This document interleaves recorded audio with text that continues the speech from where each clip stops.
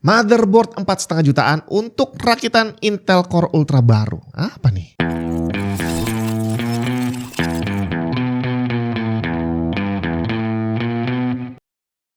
Chipset seri B, boleh dibilang ini adalah sweet spot untuk rakitannya Intel. Soalnya secara harga dia nggak semahal yang seri Z, tapi secara fitur udah banyak fitur di atas yang ada juga di motherboard ini. Kalau kamu cari yang chipset di bawahnya, emang iya harganya lebih murah, tapi juga ada banyak sekali fitur baru yang nggak ada di motherboard seri yang lebih murah dari ini. Ini adalah MSI MAG B860 Tomahawk Wi-Fi, dan ini adalah salah satu motherboard yang punya banyak banget fitur terbaru, seperti port Thunderbolt 4 dengan bandwidth up to 40 gigabit per second, Wi-Fi 7, dan banyak fitur baru lainnya. Harga pasarannya saat video ini dibuat ada di kisaran 4,5–4,6 jutaan. Jadi langsung aja kita lihat gimana detail motherboardnya. MSI MAG B860 Tomahawk Wi-Fi memiliki desain gagah dengan warna dominan hitam dan aksen hijau neon. Heatsink yang terpasang terlihat solid banget. Dari bagian VRM heatsink yang extended ke I/O shield untuk memastikan bahwa VRM-nya bisa bekerja dengan optimal. Mengingat motherboard ini menggunakan dual rail power system yang bisa mensuplai hingga 60 amps.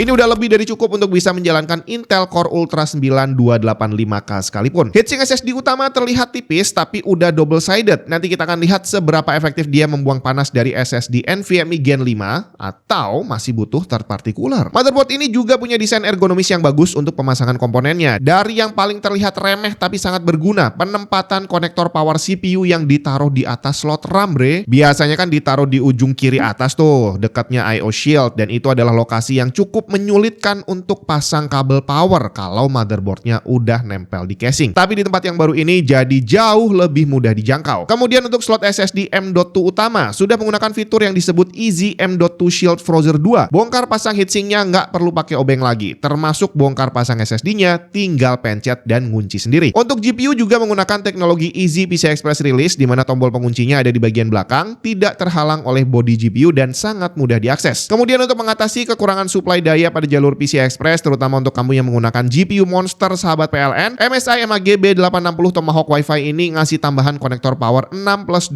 pin PCI Express di motherboardnya. Colokan ini opsional, kalau memang dirasa perlu pakai power tambahan, dia akan ngasih suplai listrik ekstra ke 3 jalur PCI Express yang ada. Untuk spesifikasinya, untuk saat ini tentu saja dia hanya bisa untuk CPU Intel Core Ultra Series 2 dengan soket LGA 1851. Kita dikasih 4 slot RAM DDR5 dengan kapasitas maksimum 256 GB dengan speed yang disupport bisa lebih dari 9.200 MTS. Ini angka up to ya. Syarat lebih detailnya bisa kamu cek langsung di websitenya. Untuk RAM ada fitur tambahan Easy Memory Detection LED. Jadi di samping slot RAM-nya ada LED kecil yang akan nyala kalau ada gangguan RAM. Jadi gampang deteksinya masalah yang muncul adalah akibat RAM atau bukan. Ini berbeda dengan Easy Debug LED yang juga ada. Itu adalah LED 4 biji yang nunjukin urutan proses booting dari CPU, DRAM, VGA, dan boot ke sistem. Kemudian untuk pengguna iGPU kita dikasih 3 konektor grafik. Satu HDMI 2.1 yang support resolusi up to 8K 60Hz, satu DisplayPort 1.4 yang support maksimum 4K 60Hz, serta Thunderbolt 4 yang bisa untuk display dengan resolusi maksimum 4K 120Hz atau 8K 60Hz. PCI Express ada 3 slot utama Gen 5x16 jalan full, slot kedua Gen 4x1, dan slot ketiga Gen 4x4. Untuk storage kita dikasih 3 slot M.2, di mana slot pertama Gen 5x4 yang support SSD dengan panjang maksimum 80 mm, slot 2 dan 3 jalan Gen 4x4, di mana untuk slot kedua support panjang up to 110 mm dan slot ketiga maksimum 80 mm. Tapi karena mereka berbagi tempat, maka kalau kamu pakai SSD 110 mm di slot kedua, di slot ketiganya maksimum hanya bisa 60 mm aja. Tidak disebutkan support untuk M.2 SATA. Jadi buat yang butuh slot SATA silakan gunakan slot SATA konvensional yang masih dikasih 4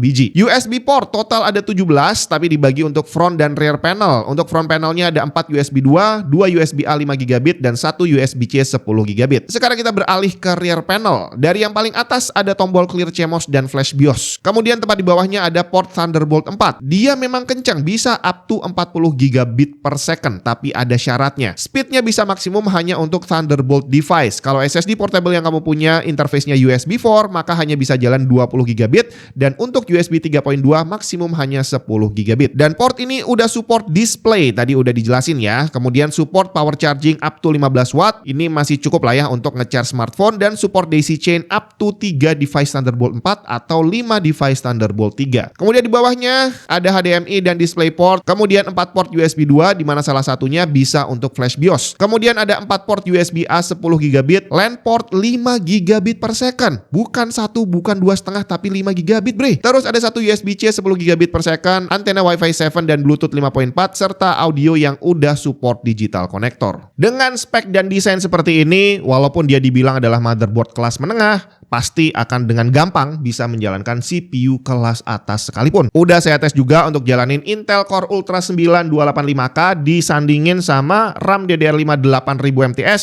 bisa jalan tanpa kendala sama sekali. Langsung XMP dan semuanya bisa jalan dengan stabil. Tinggal yang jadi perhatian saya adalah ini nih, cooler SSD Gen 5 tapi tipis. Walaupun ada teknologi baru di sana, tapi apakah benar bisa menahan panas dari SSD NVMe Gen 5 yang memang luar biasa tinggi? Saya coba tes pendek pakai SSD Kio Apex H890 dan tercatat temperatur maksimum pada tesnya hanya menyentuh 78 derajat Celcius. Ingat, ini tesnya pendek aja ya. Dan ini hasilnya udah lumayan banget karena dibandingin dengan heatsink bawaan SSD-nya, dia bisa tembus lebih dari 80 dengan tes yang sama dan terjadi throttling. Tapi di motherboard ini, SSD-nya bisa menyelesaikan tesnya tanpa ada performance hits walaupun temperaturnya masih lumayan tinggi. Jadi kalau kamu pakai NVMe Gen 5, ya lebih baik sih ya, kamu beli cooler tambahan aja. Cuma sekali lagi, ini bukan salah dari motherboardnya. Dia dijual sebagai motherboard kelas menengah. Harganya 4,5 juta. Sedangkan SSD yang saya pasang di situ harganya juga 45 jutaan kalau nggak salah. Jadi hampir nggak mungkin